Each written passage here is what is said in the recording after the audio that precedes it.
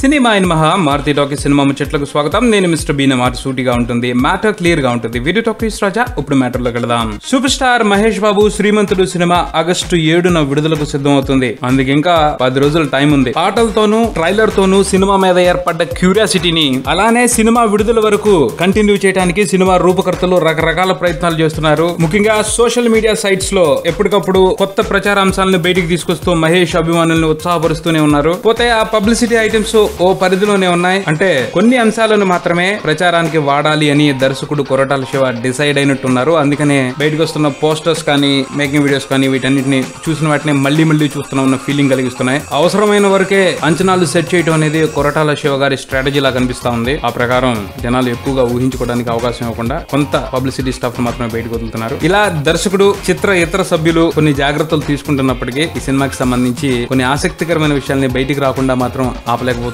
ఆ క్రమంలోనే ప్రస్తుతం ఈ సినిమాకి సంబంధించి ఇంట్రెస్టింగ్ గా వినిపిస్తున్న అంశం ఏమిటి అంటే ఈ సినిమాలో మహేష్ బాబు కనిపించే తీరు. శ్రీమంతుడిగా మహేష్ బాబు 7 రకాల విభిన్నమైన గెటప్స్ తో ప్రేక్షకుల్ని అలరించనున్నాడు అంట. ఓ బిజినెస్ టైకూన్ గా, కాలేజీ స్టూడెంట్ గా, విలేజ్ లో ఉండే సామాన్యమైన వ్యక్తిగా, ఓ మాస్ మ్యాన్ గా, పాటల్లో మరికొన్ని రకాలుగా, మొత్తానికైతే 7 రకాలైన విభిన్నమైన రూపుల్లో కనిపిస్తాడని మాట్లాడుకోవడం జరుగుతుంది. ఇవన్నీ కూడా మహేష్ అభిమానుల్ని విపరీతంగా ఆకట్టుకుంటాయి అంటున్నారు. ఇక్కడ వరకు అయితే బానే ఉంది, కానీ దీనికి ఇంకో విషయాన్ని కూడా జోడిస్తున్నారు. అదేమిటి అంటే ఈ సినిమాలో మహేష్ బాబుకి ఒక పోటీదారు కూడా ఉన్నారు అని. నటనకు సంబంధించి కాదు కానీ అందానికి సంబంధించి మాత్రం మహేష్ బాబుతో శృతి హాసన్ ఈ సినిమాలో పోటీ పడుద్ది. ఇప్పటికే ఆమె చారుశీల సాంగ్ లో మహేష్ ని డామినేట్ చేసినట్టే కనిపిస్తుంది అని మాట్లాడుతూ ఓ సరదా పోటీని మొదలెట్టేశారు. ఈ మాటలు విని లేదు అదేం లేదు, సరిగ్గా చూసారో లేదో శృతి హాసన్ మహేష్ ముందర తేలిపోతుంది ఈ పాటలో, జాగ్రత్తగా చూడండి అని కొంతమంది వాదిస్తున్నారు. కొంతమంది ఏమో వీళ్ళిద్దరు పేరు చూడముచ్చటగా ఉంది, ఇద్దరిని చూస్తుంటే కన్నులు పండగగా ఉంది, ఎందుకయ్యా లేనిపోని పోటీలు పెడతారో అంటున్నారు. మహేష్ కెరియర్ లో